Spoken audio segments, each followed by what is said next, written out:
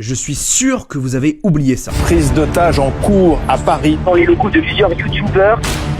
Une prise d'otage éclate donc à Paris. Un Marocain de 26 ans, déstabilisé psychologiquement, prend en otage des employés d'une société de production vidéo influente pour y diffuser des vidéos de propagande. La BRI l'interpelle, tout le monde s'en sort sain et sauf et il est placé en garde à vue. Sauf qu'à partir de ce moment-là, absolument plus personne n'en parle. Il n'est pas jugé, mais surtout les victimes de la prise d'otage n'en ont plus aucune nouvelle. Moi j'ai passé toutes ces années sans savoir où il était, j'ai déposé une plainte juste après ma déposition, mais rien.